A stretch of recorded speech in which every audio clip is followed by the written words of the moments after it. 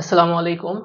স্বাগতম সবাইকে আমাদের আজকের ক্লাসে। তো আমরা বেসিক্যালি গতিবিদ্যার প্রবলেমগুলো নিয়ে আলোচনার মধ্যে ছিলাম এবং আমরা বিগত বেশ মোটামুটি অনেকগুলো বোর্ড কোয়েশ্চেন সলভ করে ফেলছি এবং এরপরে আমরা বলছিলাম যে আমরা গ্রাফের প্রবলেমগুলো নিয়ে আলোচনা করব। তো প্রথমেই আমরা বেগ এবং সময় বেগ ভার্সেস সময়ের আমাদের যে গ্রাফ, এই গ্রাফটা নিয়ে আমরা একটু কথা বলবো। তো দেখো, তার আগে আমি বলি আমরা রাজশাহী বোর্ড 2024 এর গ এবং ঘ নাম্বার কোশ্চেন সলভ করার মাধ্যমে আমরা গ্রাফের প্রবলেমে পা দিব। তো এইখানে কি বলছে দেখো, এটা আমাদের একটা গ্রাফ এবং এখানে বলে দিছে ও ডি হচ্ছে গাড়ি। তাহলে এই যে ও ডি মানে এই যে সোজা পথে যেটা গেছে এটা হচ্ছে আমার একটা গাড়ি এবং বলছে এ বি সি হচ্ছে বাইক। তাহলে A B C that means এইখান থেকে এই বরাবর এদিকে গেছে আমাদের গাড়ি এবং এই বরাবর গেছে আমাদের বাইক। তো বেসিক্যালি নরমালি এইটা দেখে আমাদের যেটা মনে হয় যে গাড়ি এই বরাবর গেছে, তার মানে মনে হয় গাড়িটা হচ্ছে এখানে উঠছে, উঠে এইভাবে এই রাস্তা, এইভাবে গাড়ির রাস্তাটা এরকম ছিল, বা বাইকের রাস্তাটা এরকম প্রথমে উপরে উঠছে তারপরে এইদিকে চলে গেছে। বাট অ্যাকচুয়ালি জিনিসটা এরকম না। যেটা বুঝায় সেটা হচ্ছে যে আমাদের 10তম সময়ে 10 নাম্বার সময়ে আমাদের গাড়ির বেগটা, আমাদের যেই তোমার বাইকের যে বেগটা ছিল বি বিন্দুতে 10তম সময়ে মানে 10 সেকেন্ডে, সেটা হচ্ছে আমার এইখানে 30 মিটার/সেকেন্ড ছিল। এটা বুঝাই। তো এরকম কিছু বুঝায় না যে গাড়ি এই পথে গেছে বা গাড়ি এদিকে যে এইদিকে গেছে, এমন কিছু না। জাস্ট একটা অবজারভেশন আমরা গ্রাফের মাধ্যমে প্রকাশ করি, যেটা সময় এবং সময় ভার্সেস বেগ বা বেগ ভার্সেস সময়। তো এবার আসো, এখানে আমাদের পি নামের একটা পয়েন্ট আছে। পি নামের পয়েন্ট আমাদেরকে বলছে পিটা হচ্ছে লাইট পোস্ট এবং গ নাম্বারে বলছে যে পি লাইট পোস্টটি কত বেগে অতিক্রম করবে। তাহলে একটু খেয়াল করো যে আমাদের এই যে ওডি বরাবর যাচ্ছিল হচ্ছে আমাদের গাড়ি, ওডি বরাবর যাচ্ছে আমাদের গাড়ি, এদিকে খেয়াল করো লিখে রাখছি, ওডি বরাবর যাচ্ছে আমাদের গাড়ি।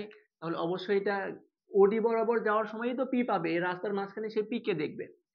তো যেহেতু বেগ বের করতে বলছে, আমরা একটু দেখি আমরা বেগের কয়টা ফর্মুলা শিখছিলাম। একটা শিখছিলাম আমরা v equal to you plus at এবং আরেকটা শিখছি আমরা v square equal to u square plus twice a s. একটু খেয়াল করো, এইটা আমাদের বেগ ভার্সেস সময় গ্রাফ, অর্থাৎ তুমি বেগ জানো এবং সময় জানো, এই যে বেগ এই যে সময়। বাট তুমি এইখানে দেখো আমাদের সরণ প্রয়োজন, তো আমরা সরণ জানি না।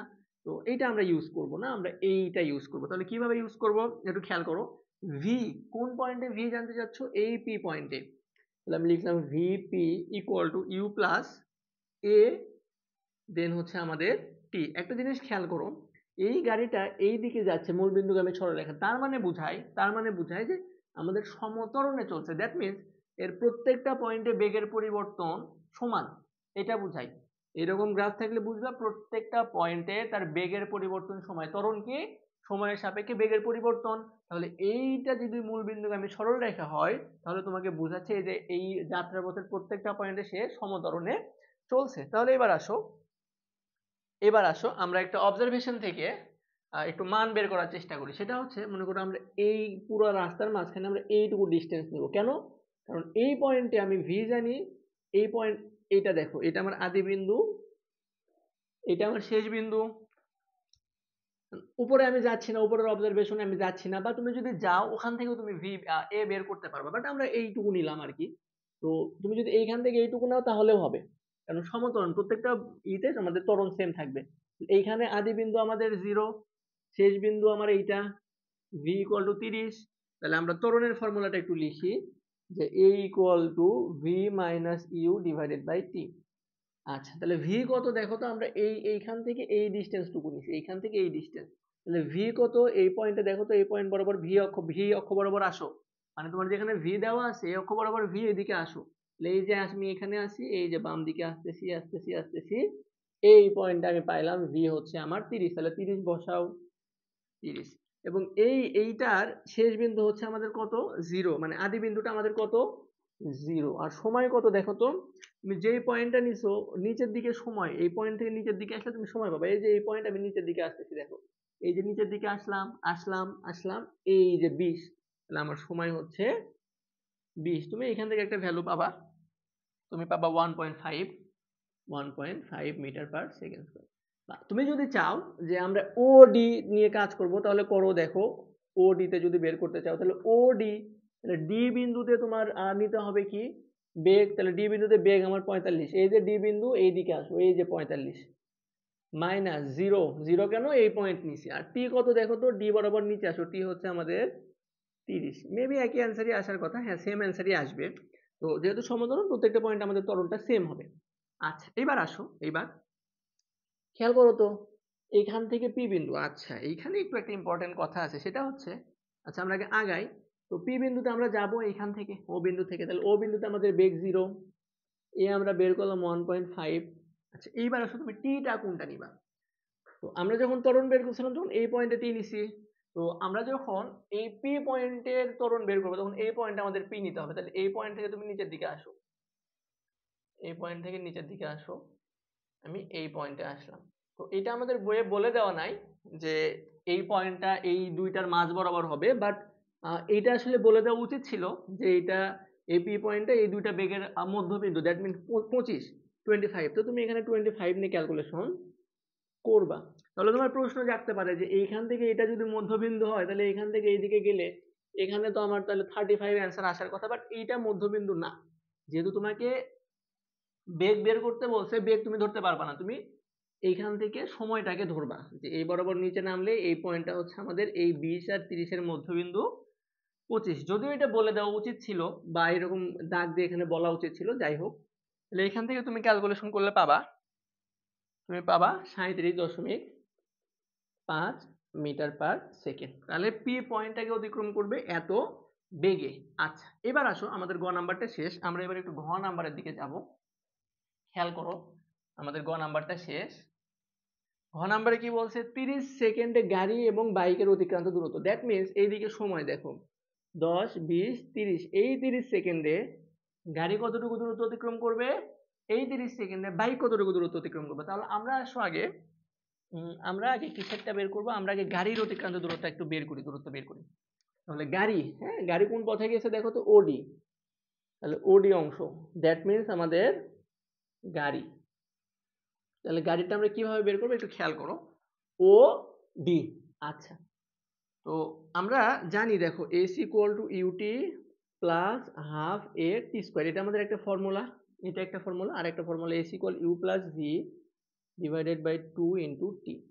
এই দুই ফর্মুলা যে কোনো একটা ফর্মুলাতে তুমি ইউজ করতে পারবে। এটা তো আমরা এখানে বের করছি, তুমি এটাতে বসিয়ে এস এর ভ্যালু বের করবা। কিন্তু আমরা এটা পরীক্ষা লব্ধ জ্ঞান থেকে বুঝতে পারি, অভিজ্ঞতা লব্ধ, ম্যাথ করতে করতে অভিজ্ঞতা হয়ে গেছে আমাদের। তো অভিজ্ঞতা লব্ধ তোমার থিওরিটা কি বলে যে এই সূত্র দিয়ে ইউজ করলে, এই সূত্রটা ব্যবহার করলে আমাদের ম্যাথ ইজি হবে। কেন কেন ইজি হবে? কারণ আমরা আদি বেগ জানি, আমরা শেষ বেগ জানি এবং আমরা সময় জানি, আমরা সবই জানি, জাস্ট এখানে পুট করে দিব। তাহলে একটু বসায় দাও, আমরা ভালো করে করি। এস ওডি মানে ওডি অংশের সরণ equal to you plus V divided by 2 into টি।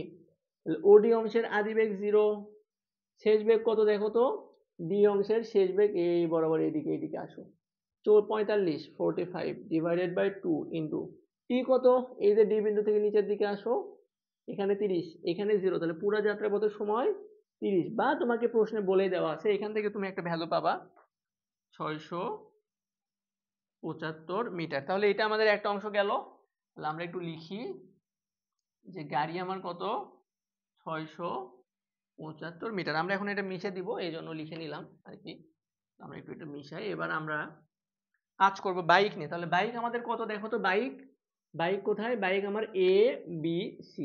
এটা একটু টাফ, একটু টাফ, খেয়াল করো দেখো তো, গাড়িটা প্রথমে এইখান থেকে যাত্রা শুরু করছে বাইক, এইখান থেকে এইদিকে বি তে গেছে, দেন সেখান থেকে সে সি তে গেছে। তার মানে কি করলো দেখো তো, এইখান থেকে এই 10 সেকেন্ড পর্যন্ত সময় তার বেগটা বৃদ্ধি পাচ্ছে। দেখো এই যে উপরের দিকে যাওয়া মানে বেগ বৃদ্ধি পাওয়া, হ্যাঁ একটু খেয়াল করো, এই দিকে যাওয়া মানে সময়ের সাথে বেগ বৃদ্ধি পাওয়া। এইদিকে 15 ছিল, আস্তে আস্তে উঠতে উঠতে এই পয়েন্টে এসে তার বেগ কত হয়েছে, এই পয়েন্ট থেকে বেগের দিকে তাকাও, এই পয়েন্ট থেকে বেগের দিকে তাকালে দেখবো কত, 30, তাহলে বেগ বৃদ্ধি পাইছে। আবার এই বরাবর নিচে নামো 10, তাহলে সময়ের সাথে বেগ বৃদ্ধি পাইলে এটাকে আমরা বলি সমত্বরণ। কারণ ত্বরণের সংজ্ঞা হচ্ছে তোমার সময়ের সাথে বেগের বৃদ্ধির হার। এবার আসো, এইটুকু আমার চললো সমত্বরণে, সমত্বরণে এইটুকু চললো আমার সমত্বরণ, ওকে ফাইন। তারপরে দেখো এইখান থেকে এইটুকু স্ট্রেট চলে গেছে, কোনো বেগের বৃদ্ধি হয়নি, দ্যাট মিনস এখানে যে বেগ পাইছে সেই বেগ এসে বাকি অংশটুকু অতিক্রম করছে। একটু খেয়াল করো, এই যে 30 সেকেন্ড পর্যন্ত সেম বেগ অতিক্রম করছে। আচ্ছা কত সেই বেগ, এই পয়েন্ট থেকে এদিকে তাকাও 30। আচ্ছা এবার আমরা দুইটা ধাপে অঙ্কটা সলভ করব। একটা হচ্ছে সমত্বরণের জন্য সমত্বরণের সূত্র s equal to u plus v divided by 2 into t, বা তুমি s equal to ut plus half at square দিয়েও করতে পারো, as you like best, তোমার যেটা ভালো লাগে। তাহলে এখানে u কত, u আমার 0, v কত, এই পয়েন্টে v, এই পয়েন্টে v, সরি u আমাদের 0 না, সরি সরি, একটু খেয়াল করো এ বি না, তাহলে এইটুকু বের করতেছি, সমতরণ হচ্ছে আমার এ বি অংশ। তাহলে ইউ মানে কি, এ বি অংশের আদি বেগ, তাহলে দেখো এ বি অংশের আদি বেগ কত, 15, শেষ বেগ কত, 30, ডিভাইডেড বাই 2 ইন্টু টি কত, 10, এই যে এখান থেকে এটুকু আমাদের 10। এটা তুমি ক্যালকুলেশন করলে পাবা, এটা তুমি ক্যালকুলেশন করলে পাবা 225 মিটার। ওকে, খুবই ভালো। এবার আসো, এইখান থেকে এইটুকু সে সমবেগে চলছে, সমবেগে, তাহলে এইটুকু অংশের নাম আমরা দিব, এইটুকু অংশ সে সমবেগে চলছে, তাহলে এইটুকু অংশের নাম একটু আমরা দেই, এইটুকু অংশের নাম দিব আমরা বিসি অংশ, যেটাকে আমরা বলবো সমবেগ।